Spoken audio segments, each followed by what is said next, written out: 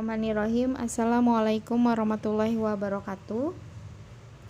Pada kesempatan kali ini, Ibu akan membahas tentang materi berikutnya, yaitu pengelolaan sediaan farmasi dan perbekalan kesehatan di instalasi farmasi rumah sakit.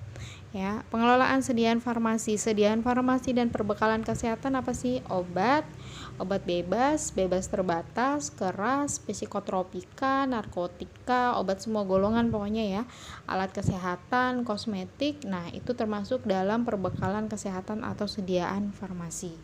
Di sini kita akan membahas tentang instalasi farmasi di rumah sakit.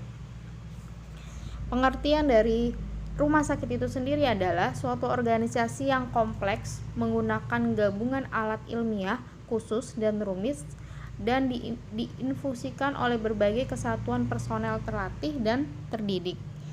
Kemudian instalasi farmasi di dalam rumah sakit, dia memiliki instalasi farmasi. Instalasi farmasi rumah sakit atau sebutannya adalah IFRS dapat didefinisikan sebagai suatu departemen atau unit atau bagian di suatu rumah sakit di bawah pimpinan seorang apoteker. Ingat, yang bertanggung jawab di IFRS adalah seorang apoteker. Pekerjaan dan pelayanannya. Pekerjaan dan pelayanan kefarmasian di IFRS itu mencakup perencanaan, pengadaan, produksi, kemudian penyimpanan, dispensing, pengendalian mutu, penggunaan seluruh perbekalan kesehatan, pelayanan farmasi klinik umum, pelayanan klinik ya. Itu banyak poin-poinnya, pentingnya saja Ibu ambil 3, yaitu perencanaan, pengadaan, dan produksi. Tujuan IFRS adalah memberi manfaat kepada penderita atau di sini adalah pasien, rumah sakit, sejawat profesi kesehatan dan kepada profesi farmasi oleh apoteker rumah sakit yang kompeten dan memenuhi syarat. Yang kedua, membantu dalam penyediaan perbekalan yang memadai.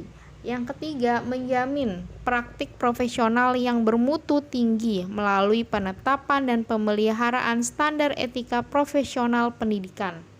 Yang keempat, meningkatkan penelitian dalam praktik farmasi, dan ada banyak lain. Ini poin pentingnya 4. Tugas dan tanggung jawab IFRS ada 2. Yang pertama, tugas utamanya adalah pengelolaan mulai dari perencanaan, pengadaan, penyimpanan, penyiapan, peracikan, pelayanan langsung kepada penderita atau pasien, sampai dengan pengendalian semua perbekalan kesehatan yang beredar. Yang kedua, tanggung jawabnya adalah mengembangkan suatu pelayanan farmasi yang luas dan terkoordinasi dengan baik ya. IFRS sebagai unit produksi dan pelayanan. Macam-macam produksi IFRS, yaitu sediaan steril, meliputi apa aja? Infus, injeksi volume kecil, dan tetes mata.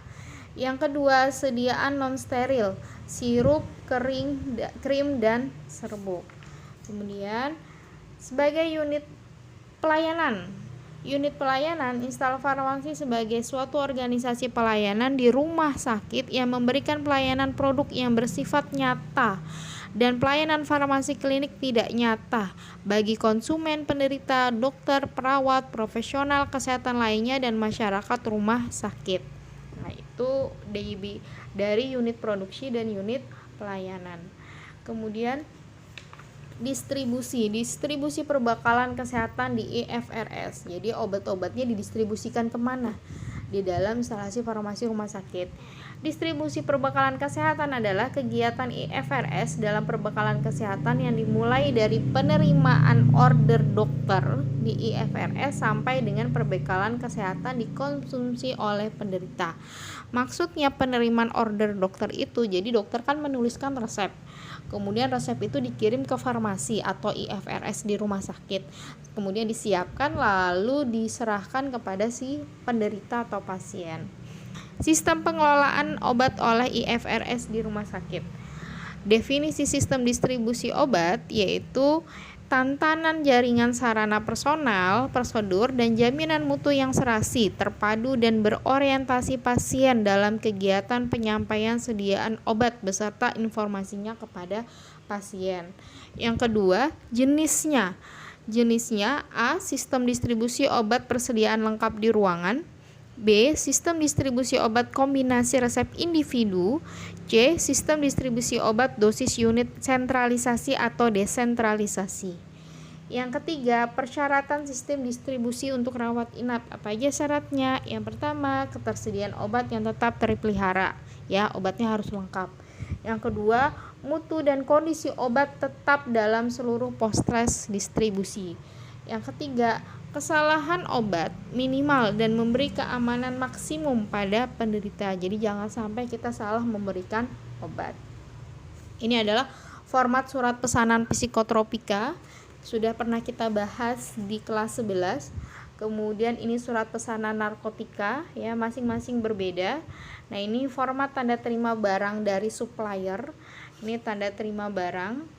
Kemudian sudah terakhir yang tadi tanda terima barang. Nah, ini adalah materi tentang distribusi, pengelolaan sediaan farmasi dan perbekalan kesehatan di instalasi farmasi rumah sakit. Mudah-mudahan bisa dipahami. Terima kasih. Wassalamualaikum warahmatullahi wabarakatuh.